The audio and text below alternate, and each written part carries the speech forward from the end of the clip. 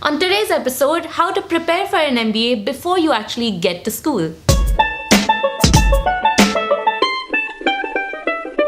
Dang it. Heyo, it's your favorite 9 to 5 misfits here again to help you crush unemployment and find success on your own terms. Whoa. So we're continuing with back to school this week. Last episode we talked about how to know whether an MBA is actually right for you or not. So today we're talking about the first steps once you decide to go for it. Okay, you've made this ginormous decision. So now the planning phase begins. Dun dun dun. Number 1, start with why. What? Quelle surprise! First thing you want to do, obvious, is know your why. Why MBA? What do you want to get out of it? Have at least 2 to 3 goals you want to accomplish after the MBA. This will come up in your interviews as well, so make sure you have this nailed down, baby. Number 2, what schools to attend. So knowing your why actually helps with shortlisting those schools. And guys, don't think that you're at the mercy of these schools and that you just have to take what comes. Put yourself in the driver's seat. Take the time to figure out what you want and whether the school is even the right cultural fit for you. Conduct informational interviews. Go talk to students, alumni, even go walk around on campus. Go check out what the school actually looks like. Audit a class. Even meet the admissions team. Did you know you could do that? I didn't. And who knows, they might even vouch for you during the application process because now they can put a face to a name. Number 3, plan your finances. Okay, so the MBA is expensive. What? Brand new information. So you gotta figure out, how are you gonna pay for this? Are you gonna take a student loan? Are you going to ask your company to fund it? Are you gonna be working at the local strip club? We never know. Money, please. So is now the right time, or do you need to defer it for a year so you can save up? Here's a catch for international students attending state schools. You're gonna be paying out-of-state tuition even if you've been working or living in that state for a couple of years. Thank you, bad administration.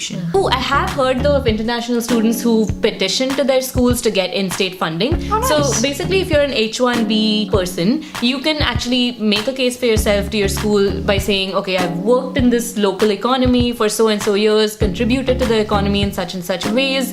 So can you please give me some in-state funding? It's actually worked. Number 4, the application process. This includes the GMAT, the actual application, your resume, essays, and an interview. Having a list of schools shortlisted will let you know what kind of score you need and of course what the application process is like. Then it's time to get to work, baby. Whether it's prepping for your GMAT, visiting beatthegmat.com 10 times a day, or scouring YouTube for interview questions, there's a lot of resources out there to help you become a stellar candidate. Just depends on how much time you can devote to it. So now that you've gotten into your dream school, yay, congrats! Yay! But your work isn't done yet. Number 5, plan for the workload. Once you actually start the MBA, it'll be pretty overwhelming, so make sure that you're adequately prepared. If you have no business background at all, take a class in accounting, finance, the basics, either at community college or online. If you're terrible at managing your time, change up your routine, adopt some new habits. Or watch a 9 to 5 misfit video on that. Also, networking will be your bread and butter, so if you suck at it, start working on your social skills. Take an improv class, attend networking events during the summer. Or watch a 9 to 5 misfit video on that. Also, get a head start by meeting your future classmates through a Facebook group. Number 6, overcome culture shock. Listen up, immigrants and international students. This one's for you, baby. If you're moving to the US for your MBA, you'll probably experience a fair bit of culture shock because suddenly everything's different, right? Because I mean, there's no amazing vada pav at every station. The slang is different, and you've probably not heard of Real Housewives of Orange County. Ugh, New York is better, BT dubs. Don't watch any of it. So while you're busy processing all that, when you actually start school, you tend to gravitate towards your own kind, maybe others who are new to the country as well. And that's natural, but be mindful that the MBA is to help you build an amazing network and meet diverse kinds of people. So sticking too much to the familiar could actually hurt you.